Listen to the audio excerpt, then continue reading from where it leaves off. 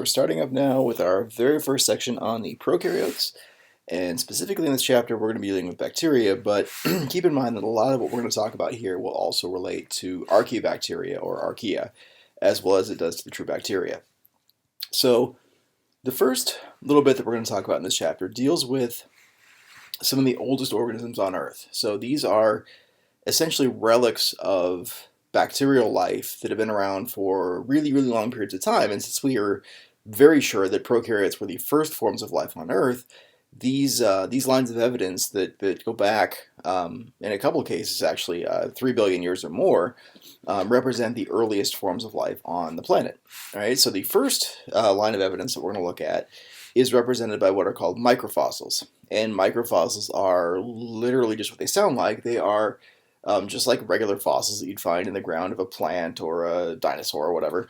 But these are of microbial organisms. All right, so these are organisms that were around up to around 3.5 billion years ago that look fairly similar, as far as we can tell, to modern day prokaryotes. Now, you might wonder, you probably should wonder, well, how do we know they're 3.5 billion years old? And the reason we know that is that by finding these fossils and then by carbon dating, typically carbon dating the rock around them, then we can get a sense for how old they were when they died. Right? So these organisms died.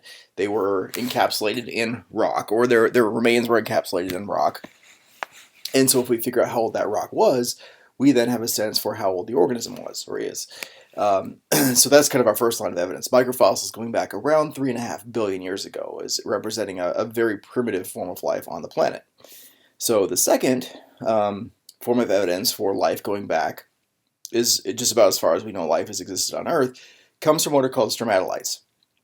So stromatolites are built by what are called cyanobacteria, and cyanobacteria, later on in this lecture, you're going to hear me refer to cyanobacteria as also being blue-green bacteria. They actually used to be called blue-green algae because people thought that they were actually algae until they bothered to look at them under a microscope, and they found out that, lo and behold, look, the cells that make up these strands don't have nuclei, don't have other organelles. They're very simple. In fact, they are prokaryotic. So some bacteria of the cyanobacteria type will form what are called stromatolites, which are just layers of pre-existing cyanobacterial life that are grown over with newer layers of cyanobacterial life. So they form like layers on top of each other over millions or billions of years. Okay, that's the basic idea. Now, the stromatolites in this picture are not 2.7 billion years old. These are actually modern day contemporary stromatolites that are still around now. Typically, you find these around the ocean. I know they're really common in Australia, where you'll find them growing in sort of these warm tropical seas.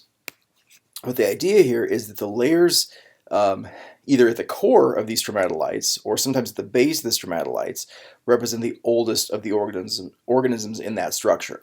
And so as you go either from the inside, from the core toward the outside, or from the bottom toward the top, you're essentially moving forward in time, with the oldest layers at the core or the bottom, and the youngest layers on the surface or at the top.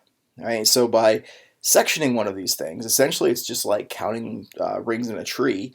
By sectioning them and counting how many layers of microscopic structures there were going back, you can figure out how old these structures are. If you know how many cyanobacteria mats are made in a year, and you count how many rings there are, you can figure out how many years that structure's been present, or something like that, right? So they go back around 2.5 billion years old. Now, another line of evidence that comes from stromatolites is used in carbon analysis, right? So I mentioned carbon analysis before. Carbon analysis is used to date things back, typically on the scale of thousands to millions of years, but sometimes can be used for even longer periods of time than that. So with carbon dating, what we're doing is we're looking for the ratios of the different isotopes of carbon present in a structure. So for carbon, three most common isotopes are carbon-12, carbon-13, and carbon-14, with carbon-14 being the most uncommon. It's the heaviest isotope. It has the most neutrons. Carbon-14 is the one that is least common because it's also the least stable. And so by thinking about how long this has been present on Earth, if it's the least stable, a lot of it will have broken down by now, and there shouldn't be as much carbon-14 left as there is carbon-13, or especially carbon-12, because it's the most common form, most stable form. So If we take a look at the ratios of carbon-12, 13, and 14 in stromatolites, what you find out is that there is a higher ratio of carbon-12 than there is in non-living structures of a similar nature. All right, so because of the fact that living things like to accumulate carbon-12 and don't like to accumulate carbon-13 or carbon-14, if we find a structure that has disproportionately high amounts of carbon-12, that is sort of an indirect line of evidence that structure was either made by living things or perhaps was at one point in time itself alive. And so by looking at the isotope ratios of carbon-12, 13, and 14 in these stromatolites, there is some suggestion that some of these structures might be as old as 3.8 billion years, which makes them even older than the microfossils that we looked at in our first line of evidence for the oldest life on Earth. But the downside of this evidence for the carbon analysis is that it's also indirect. Right? It's based on some assumptions, which very likely are true, but because their assumptions by definition are not known to be true, the 3.8 billion year ago mark for life on Earth is a little bit in question as compared to, say, the 3.5 billion mark, which we saw in those microfossils. Now, another indirect line of evidence has to do with what are called biomarkers. So biomarkers are molecules that are typically not found in nature unless they're made by a living thing. And so these are somewhat difficult to find, but for example, one of the types of biomarkers that's often used in analyzing primitive life is a particular type of hydrocarbon, which are made of fatty acid tails, which are found in ancient rocks that typically, you wouldn't really expect to find them there unless there would have been, something alive there at some point in time. And so by looking at concentrations of these hydrocarbons in rocks going back around 2.7 billion years old, that's a really reliable, I guess, suggestion that maybe life was around 2.7 billion years in those particular places. Now, with biomarkers, there is some suggestion again that life goes back around 3.5 million years, but again, being indirect, it's a little bit less powerful, a little bit less tangible than those microfossils that we looked at initially. All right, so for the rest of the chapter, we're going to just basically do an overview of the survey of the prokaryotes. And so this would be kind of our first survey chapter. I guess we saw sort of that with the viruses, but prokaryotes are our first real survey chapter. And then we move into things like protists and fungi, and then animals and plants. If you were to take something like Principles of Biology 2, we do surveys of those last two groups as well, plants and animals. So with the prokaryotes, as we've just seen, they are the oldest organisms. As we've seen throughout the course, they are the simplest organisms. And as we hopefully have a sense for by now, they're also the most abundant types of organisms on the planet. There are more of them in terms of individuals, there's more of them in terms of biomass, and there's probably more of them in terms of species than there are any other types of organisms on the face of the planet. So for about 1 billion years, there was nothing but prokaryotes on planet Earth. And then after about 1 billion years, we think that the eukaryotes began to evolve from the prokaryotes, specifically the archaea, not so much the bacteria, but the archaea. And eventually those eukaryotes gave rise to protists, plants, fungi, and animals that we know today. In terms of the number of species of prokaryotes, right? This is a case where you really got to be careful when you look at the number of species and really also consider how well that group has been studied, because of all the species that are classified today, and there's only about 2 million or less currently named species on the planet. And by named, I mean they've been given a Latin name, somebody's written a paper about them, we know something about them. They're not undiscovered, in other words. There are about 2 million discovered species on the planet. Less than 10% of those are bacteria. And that is almost certainly a disproportionately low estimate of how many species are actually out there. So what we should think about is, why is that? Why is it that prokaryotes have been classified less well than, say, animals or plants or fungi, protists, or archaea really aren't that well known either, but those other four groups certainly are much more well known than the bacteria are.